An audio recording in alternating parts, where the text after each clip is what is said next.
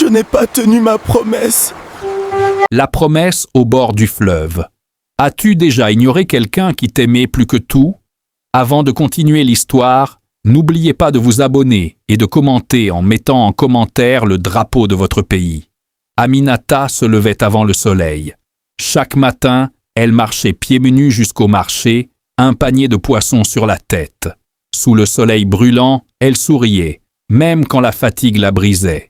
Tout ça, pour une seule personne, son fils, Kofi. Kofi était intelligent, très intelligent.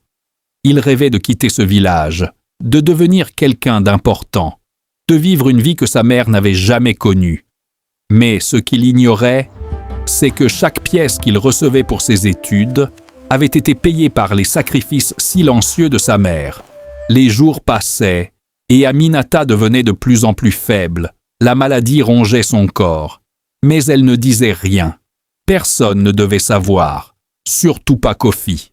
Un soir, alors que le soleil disparaissait derrière les collines, Aminata appela son fils. « Viens, marchons un peu. » Ils allèrent ensemble, jusqu'au bord du fleuve sacré. L'eau brillait sous les dernières lumières du jour. Le silence était lourd, presque étrange. Aminata regarda son fils, longuement. Puis elle dit doucement « Kofi, promets-moi une chose. » Le jeune garçon soupira légèrement. « Maman, je dois partir bientôt pour la ville. Je n'ai pas le temps pour... » Mais elle insista avec une voix tremblante. « Promets-moi de ne jamais oublier d'où tu viens et de toujours garder un cœur bon. » Kofi baissa les yeux, puis répondit rapidement « Oui, maman, je promets. » Mais dans son cœur, il pensait déjà à autre chose, à la ville, à l'argent, à sa nouvelle vie. Quelques semaines plus tard, Kofi partit. Grâce à l'argent que sa mère avait économisé, en secret, en souffrant, il réussit. Les années passèrent.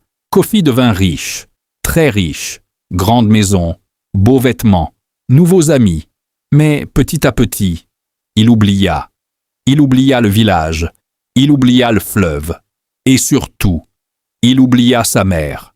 Un jour, alors qu'il était assis dans son bureau luxueux, un message arriva. Une lettre, vieille, froissée, venue du village. Ses mains tremblaient légèrement en l'ouvrant.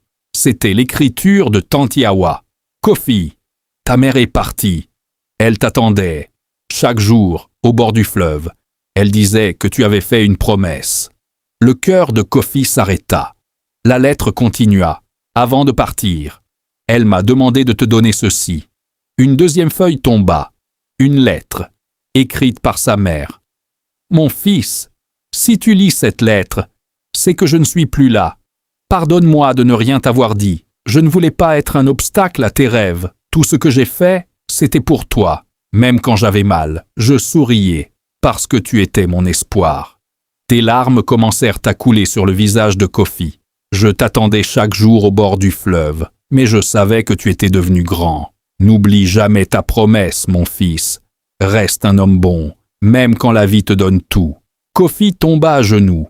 Pour la première fois, il comprit. Mais il était trop tard. Quelques jours plus tard, on le vit au village, assis, seul, au bord du fleuve, là où tout avait commencé, là où il avait promis.